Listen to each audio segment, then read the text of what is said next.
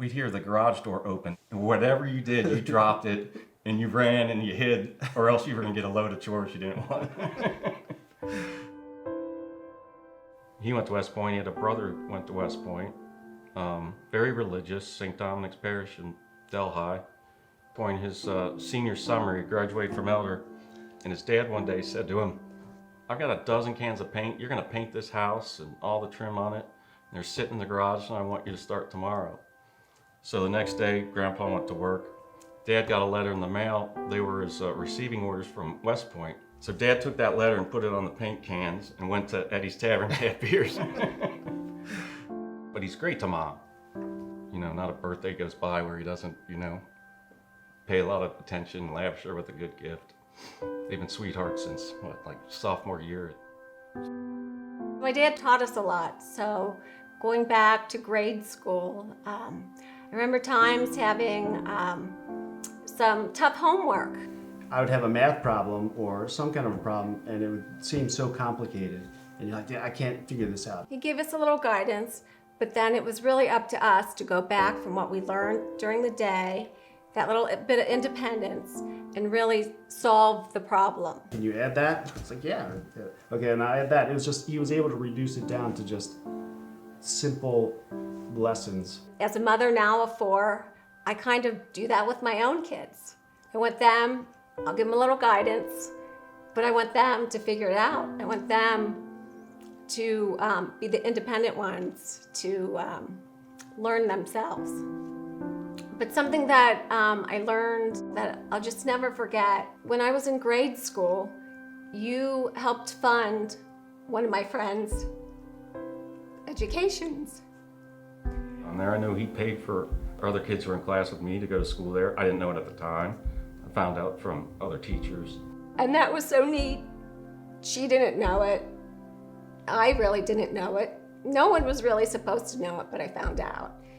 One of the things I admire is just how selfless you are and how hard you would work for the United Way campaigns or for Catholic inner city schools. And just that generosity, that giving, means a lot and is very special. She's that guy who's going to do the right thing, regardless of whether or not anyone knows. I think that's a lesson that I've also taken with me. It's like, you are who you are when no one's looking. For a conservative West Point Army guy, you wouldn't expect him to take his kid and all the neighborhood kids that you were friends with to the KISS concert when you were 9 years old. I think it was one of those wow experiences, like, this guy really knows what makes me tick. Like, he wants to share my excitement over this rock band. Oh, I had the best time. The tradition that I loved growing up was our little Christmas excursions, and you continue that with the older girls, and it's just really a special time that the girls get to hang out with you and Mom, and I think that's so special that you have that. I guess I'm just thankful that I can walk around the community that I live in and that I grew up in and hear positive stories about you.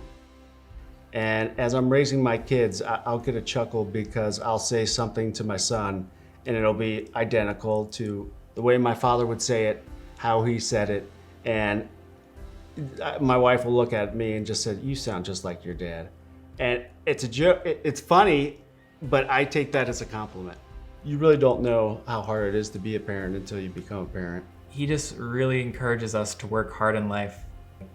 Every day I wake up and I kind of embody those words and try to emulate his lifestyle. When we're up in Michigan and we're sitting around the breakfast table and the kids are all there and you're telling about your West Point days and your Ranger School, they're cracking up laughing, and I think it's really special to watch my kids laugh and you laugh with them, and I think that's a really special and a neat bond that you have with them. Papa, thank you for being an inspiration to me and always being there for me. I love you.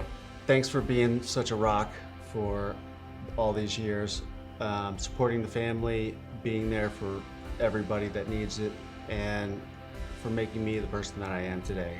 I love you. Thank you. I love you, Papa. Thank you so much for everything.